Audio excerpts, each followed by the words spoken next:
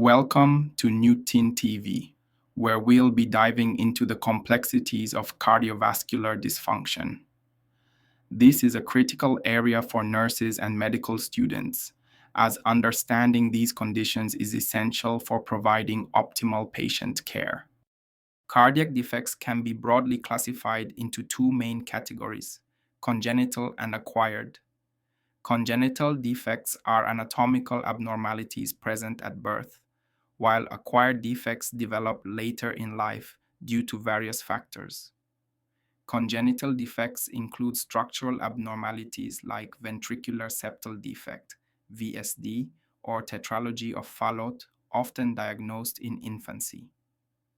Acquired defects, on the other hand, such as rheumatic heart disease or Kawasaki disease, can develop due to infection or inflammation later in childhood. Let's look at this clinical scenario. A newborn diagnosed with a murmur is found to have a VSD. Contrast that with a 10-year-old who had untreated strep throat and now presents with a heart murmur and joint pain, suggesting rheumatic fever, an acquired cardiac issue. Let's take a look at the circulatory system. Understanding the normal flow of blood through the heart, lungs, and body is crucial for grasping how cardiac defects disrupt this process. In normal circulation, deoxygenated blood returns to the right side of the heart, goes to the lungs for oxygen, and then is pumped by the left side of the heart to the rest of the body. Defects can create shunts, abnormal passages, that cause blood to mix or flow in the wrong direction. In a patient with a PDA, patent ductus arteriosus, oxygenated blood from the aorta mixes with deoxygenated blood in the pulmonary artery. This leads to overcirculation of the lungs and symptoms like tachypnea and poor weight gain. Cardiovascular dysfunction can manifest in a variety of ways. Recognizing these signs and symptoms early is key to timely intervention and improved patient outcomes. Common symptoms include fatigue, poor feeding in infants, cyanosis, bluish skin, and respiratory distress. Delays in recognizing these symptoms can result in severe complications. A 2-month-old infant presents with poor feeding, diaphoresis during feeds, and failure to gain weight. These symptoms suggest heart failure secondary to an undiagnosed VSD. A thorough physical examination is paramount in assessing cardiovascular function. Inspection and palpation provide valuable clues about the patient's condition. Inspect for signs of cyanosis, clubbing, or edema. Palpate for liver enlargement, a sign of right-sided heart failure, and feel peripheral pulses for strength and symmetry. Auscultation, or listening to the heart, is another essential component of the cardiovascular assessment. Abnormal heart sounds can indicate underlying structural or functional problems. Listen for murmurs, extra heart sounds like S3, which can suggest heart failure, or muffled heart tones, which may suggest pericardial effusion. During a routine checkup, a nurse hears a continuous, machine-like murmur in a premature infant, a classic sign of PDA. Various diagnostic evaluations are available to further investigate cardiovascular dysfunction. These tests provide detailed information about the heart's structure and function. These include echocardiogram, real-time imaging to visualize defects, EKG, electrical activity and rhythm assessment, chest X-ray, to look for heart size and pulmonary congestion, MRI, CT. Detailed structure. Cardiac catheterization is a common procedure used for both diagnostic and interventional purposes. Careful pre- and post-procedural care is essential to ensure patient safety and optimal outcomes. Pre-op, assess for allergies to contrast dye, check kidney function, and ensure NPO status. Post-op, monitor for bleeding at insertion site, check pulses and capillary refill, and keep the legs straight to avoid complications. Congenital heart disease is a significant health concern affecting a notable number of newborns. Understanding its prevalence and associated factors is crucial for effective management. Nearly 1% of all newborns are affected by CHD. Factors such as maternal infections, diabetes, genetic conditions like Down syndrome, and environmental exposures during pregnancy increase the risk. A baby born to a mother with poorly controlled gestational diabetes is found to have transposition of the great arteries, TGA, a serious CHD requiring surgical intervention shortly after birth. Significant circulatory changes occur at birth as the baby transitions from fetal to independent life. Understanding these changes helps us understand how congenital heart defects impact the newborn. The closure of the foramen ovale and ductus arteriosus reroutes blood through the lungs. If these don't close properly, persistent fetal circulation can cause cyanosis and other complications. Congenital heart defects can be classified based on their hemodynamic effects and specific anatomical abnormalities. This classification helps guide diagnosis and treatment. Defects are categorized as those causing increased pulmonary blood flow, decreased pulmonary blood flow, obstructive defects, or mixed defects. This helps determine oxygenation status and surgical approach. We can further categorize congenital heart defects as acyanotic or cyanotic, depending on whether they cause a decrease in oxygen saturation. Each category includes specific types of defects. Acyanotic defects, e.g., ASD, VSD, cause left to right shunting. No cyanosis but can lead to CHF. Cyanotic defects, e.g., TOF, TGA, cause right to left shunting and present with blue discoloration due to hypoxemia. A child with TOF presents with blue lips and nail beds, classic signs of cyanosis from a cyanotic CHD. Defects with increased pulmonary blood flow lead to an overload of blood in the lungs, placing extra strain on the heart.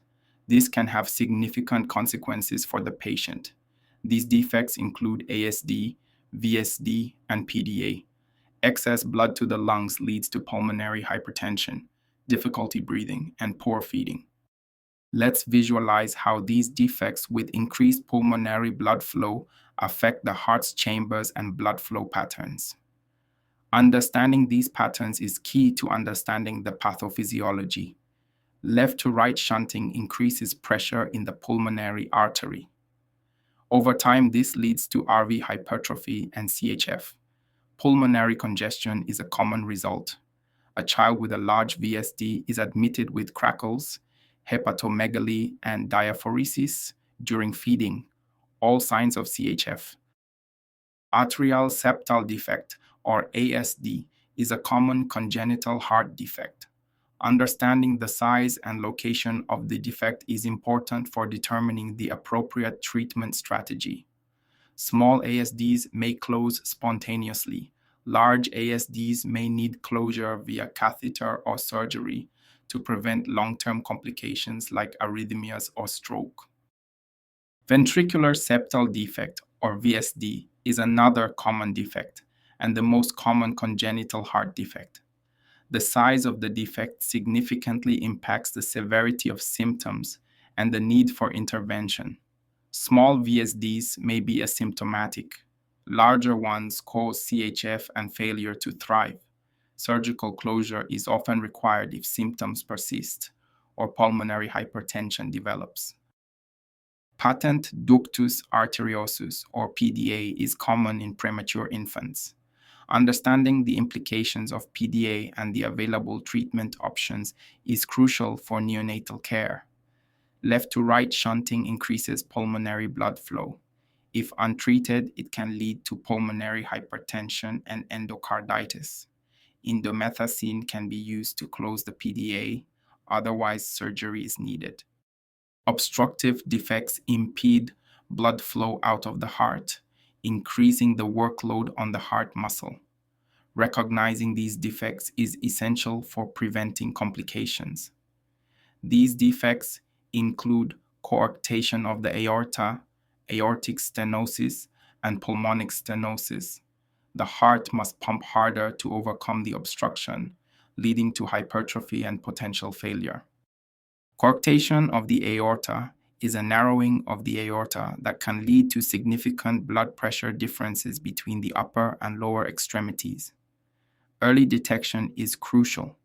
This narrowing causes high pressure before the constriction, upper body, and low pressure after it, lower body. It can be detected by comparing upper and lower extremity BPs. Aortic and pulmonic stenosis both involve narrowing of the valves, but they affect different sides of the heart and have distinct clinical manifestations. Understanding these differences is key. Aortic stenosis causes LV hypertrophy and decreased systemic output. Pulmonic stenosis causes RV strain and may result in cyanosis if severe. A child faints during soccer practice. Murmur and echo confirm severe aortic stenosis. Visualizing the location of these obstructive defects helps us understand their impact on blood flow and cardiac function. Seeing the narrowing or obstruction helps explain the upstream pressure buildup and downstream oxygen deprivation. Visual aids reinforce the concept of pressure gradients. Defects causing decreased pulmonary blood flow restrict blood flow to the lungs, leading to cyanosis. These defects require prompt diagnosis and intervention. Less blood reaches the lungs to be oxygenated. This results in right to left shunting and systemic desaturation. An infant presents with blue lips and low oxygen saturation. TOF is diagnosed after cyanotic TET spell. Tetralogy of Fallot is a complex congenital heart defect characterized by 4 distinct abnormalities. Understanding these abnormalities is essential for effective management. The 4 components are VSD, pulmonic stenosis, overriding aorta, and RV hypertrophy. TOF causes cyanosis and requires surgical repair. During a crying episode, a baby turns blue and becomes limp. Parents are taught the knees to chest position to relieve the spell. Tricuspid atresia is the absence of the tricuspid valve, which leads to abnormal blood flow patterns and cyanosis. Surgical intervention is typically required. Without this valve, blood can't flow from the right atrium to the right ventricle. Survival depends on the presence of ISD, VSD, or PDA. A neonate is cyanotic with low oxygen saturation despite oxygen therapy. Echo reveals tricuspid atresia. Mixed defects involve complex combinations of abnormalities that result in both increased and decreased pulmonary blood flow. These defects often require complex surgical management. These defects often involve complex anatomy and require multiple surgeries. Examples include TGA, truncus arteriosus, and HLHS. A newborn with cyanosis unresponsive to oxygen is diagnosed with TGA. Emergency prostaglandin infusion is started to keep the PDA open. Transposition of the great arteries is a life-threatening condition in which the aorta and pulmonary artery are switched. Prompt diagnosis and surgical correction are essential. The aorta arises from the RV and the pulmonary artery from the LV, reversing normal flow. Oxygen-rich and oxygen-poor blood remain in separate circuits. A blue baby fails to improve on oxygen and is rushed to cardiac ICU. TGA is confirmed and a balloon atrial septostomy is performed. Truncus arteriosus is a rare defect in which a single vessel arises from the heart instead of the aorta and pulmonary artery. This requires complex surgical repair, oxygenated and deoxygenated blood mix in this common artery. This leads to CHF, hypoxia, and pulmonary overcirculation. A newborn is found to have a loud murmur and signs of heart failure. Echo confirms truncus arteriosus. Hypoplastic left heart syndrome is a severe condition in which the left side of the heart is underdeveloped. Management often involves a series of surgical procedures or heart transplantation. The left side of the heart is underdeveloped and cannot pump blood systemically. Survival depends on a PDA and staged surgeries or transplant. A newborn with poor perfusion and gray skin tone is diagnosed with HLHS. The Norwood procedure is planned. Heart transplantation is a life-saving option for patients with severe heart failure. Careful patient selection and post-transplant management are crucial for success, indicated when other treatments fail or for conditions like HLHS with no other surgical options. Patients require lifelong immunosuppression and follow-up. A 6-month-old with cardiomyopathy, unresponsive to medications, is placed on the transplant list. Post-op care includes infection monitoring and cardiac function evaluation. Congestive heart failure occurs when the heart is unable to pump enough blood to meet the body's needs. Understanding the pathophysiology, clinical manifestations, and diagnostic evaluation is essential. In children, CHF often presents with tachypnea, poor feeding, hepatomegaly, and failure to thrive. It can result from congenital defects or cardiomyopathy. Congenital heart disease and heart failure can have significant clinical consequences, affecting multiple organ systems. Understanding these consequences is crucial for comprehensive patient care. CHF can lead to hepatomegaly, pulmonary edema, growth delay, and developmental issues. Nurses monitor for worsening symptoms and intervene early. A child with CHF shows signs of fluid overload, edema, and decreased urine output. Medication doses are adjusted and daily weights monitored. The therapeutic management of congestive heart failure focuses on improving cardiac function, reducing fluid overload, decreasing cardiac demands, and improving tissue oxygenation. Medications, diuretics, ACE inhibitors, beta blockers, nutrition, high-calorie feeds, oxygen therapy for hypoxia monitor for digoxin toxicity, bradycardia, vomiting. A child receiving digoxin develops bradycardia and vomiting. The nurse holds the dose and alerts the provider. Infective endocarditis is an infection of the inner lining of the heart. Prevention through prophylactic antibiotics and prompt treatment are essential. At-risk children include those with valve defects or prosthetic materials. Prevention with antibiotics before dental work is essential. A teen with a history of ISD repair develops fever and malaise. Blood cultures grow strep viridans. Long-term IV antibiotics are started. Rheumatic fever is an inflammatory disease that can lead to permanent heart valve damage. Prompt treatment of strep infections is crucial for prevention, can cause permanent damage to heart valves. Treating strep throat early prevents it. Look for joint pain, chorea, and heart murmur. Hyperlipidemia or high cholesterol can increase the risk of cardiovascular disease. Early identification and management are important, especially in children at risk. Screening begins in at-risk children. Lifestyle changes are first line. Statins may be used if levels remain high. Understanding different cardiac rhythms is essential for nurses. Recognizing bradycardia, tachycardia, and PVCs can help identify underlying cardiac issues. Common rhythms include sinus tachycardia, bradycardia, and PVCs. Monitor EKGs in children on cardiac meds. A child on digoxin has a new slow rhythm on the monitor. The nurse performs a full assessment and reports findings. Pulmonary artery hypertension is a serious condition characterized by elevated pressure in the pulmonary arteries. Management focuses on slowing disease progression and improving symptoms. It results in RV strain and failure. Symptoms include fatigue, dyspnea, and syncope.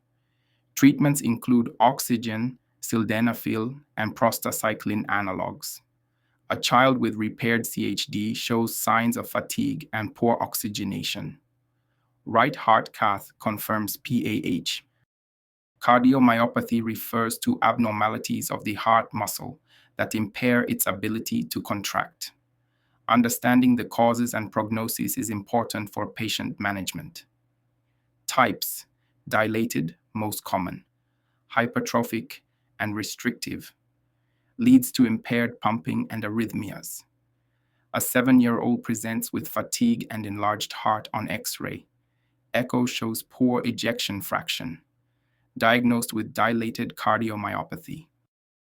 Kawasaki disease is an acute systemic vasculitis that primarily affects young children. Early diagnosis and treatment with IVIG are crucial to prevent coronary artery aneurysms. Watch for prolonged fever, strawberry tongue, red eyes, rash, and swollen hands, feet. Treat with IVIG and aspirin to prevent coronary artery aneurysms. Clinical scenario: a toddler with 5-day fever, cracked lips, and red palms is treated with IVIG. Follow-up echo shows normal coronary arteries. Shock is a life-threatening condition characterized by inadequate tissue perfusion. Understanding the causes and stages of shock is essential for prompt intervention. Types: hypovolemic, blood loss, cardiogenic, heart failure, distributive, sepsis, anaphylaxis.